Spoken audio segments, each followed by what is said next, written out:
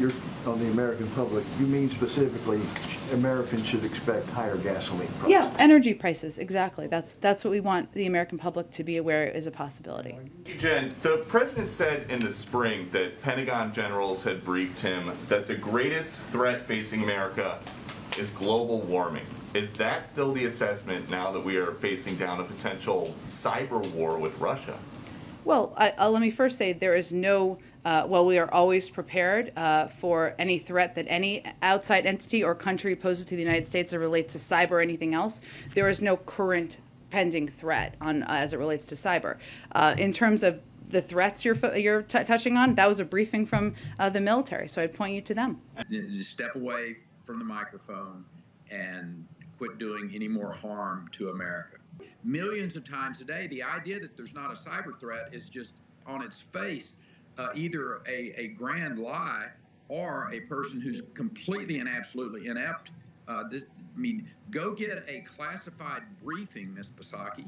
And so, as far as anybody watching who's seen the coverage, it's very, at times, distressing images of Russian military movements. The number one threat facing the country right now remains global warming. The president has no intention of sending U.S. troops into Ukraine to fight in Ukraine. What we are doing is we are abiding by our obligations to our NATO allies and partners to ensure that they have the support. And why do you guys think that sanctions are going to stop Putin if his goal ultimately is to redraw the map so it looks like it did 70 or 80 years ago? What sanction is going to stop him from doing that?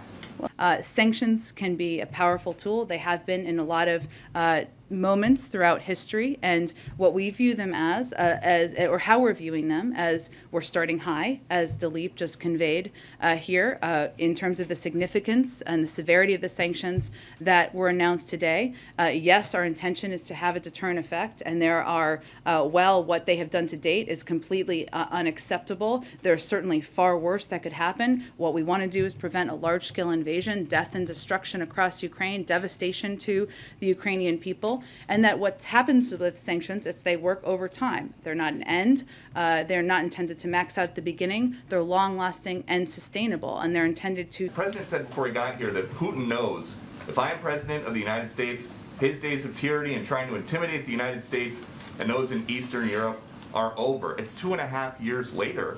He is intimidating the United States and those in Eastern Europe. What happened? I'd hardly put it that way. I would look at it actually from the prism of the United States, and President Biden has rallied the world, rallied Europe to stand up against the efforts and the actions of President Putin. And we've laid out very clearly exactly... $4 gas, $5 gas, however, how you guys think it's going to go, something like that.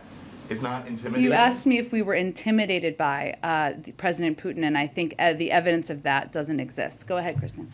You mentioned that sanctions are meant to deter and prevent, but the fact of the matter is the sanctions you're announcing today and announced last night did not deter or prevent Russia's actions yesterday and over the weekend.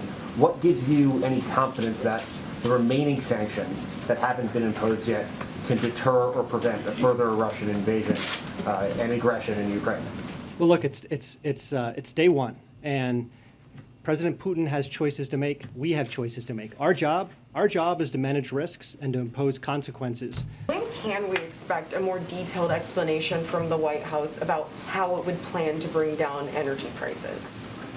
Well, I think as Daleep just conveyed, a lot of what's happening right now is sensitive. It includes conversations with foreign counterparts and other major large global suppliers. It also includes conversations we're continuing to have with Congress and others about what steps may be at our disposal, and the president is continuing to consider options. So I expect we'll have more to tell you when any decisions are made. Such a threat.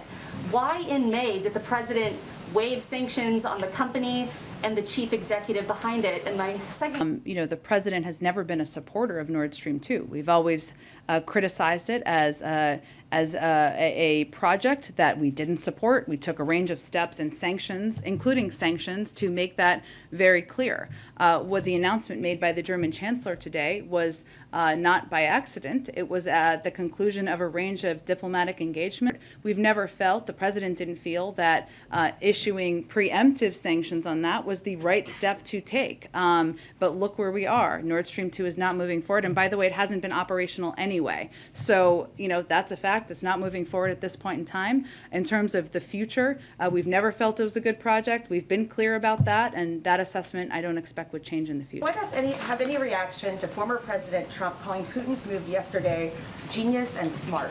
That Crimea is a part of Russia, regardless if they are a former president. So there's a bit of a different tactic, a bit of a different approach, and that's probably why President Biden and not his predecessor was able to rally the world and the global community in taking steps against Russia's aggression. The president of Ukraine on Saturday called on the United States and its allies to impose the toughest sanctions, and as all of these questions suggest, President Putin doesn't seem to be deterred at this point.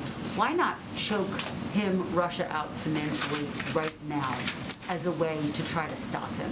They're not intended to max out at the beginning. This is why we've always intended to have a range of sanction steps that we could plus up to or escalate to if his behavior and his actions continue to be escalatory. And also, if we do all the sanctions now, what is the deterrent effect or impact of preventing him to take further action? If sanctions don't work, then what? What else is in the tool belt at the president's disposal at this point? Well, sanctions can take a number of formats, right? Export controls is certainly one of them. There's many more sanctions that we have at our to know is that they're not intended to have an impact on the harshest impact on the first day. They're planned or they're designed to have a squeezing impact over the course of time, and we have many more escalatory steps that we could take. Go ahead. Do you have specific? In sanctions, you will now start high and stay high rather than gradually escalate.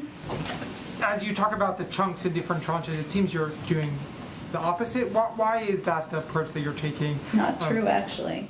We actually didn't sanction these type of financial institutions back in 2014, and it took several weeks to sanction these type of institutions. But more in terms of the theory of the case, that instead of doing it in pieces where you start and then continue to add on the lessons that Jake and others have signaled, was that you start high and stay high instead of doing it more piecemeal. Well, that's exactly what we're doing. So But the EU president said today this is the most dangerous moment in European security in a generation. So if not today, when?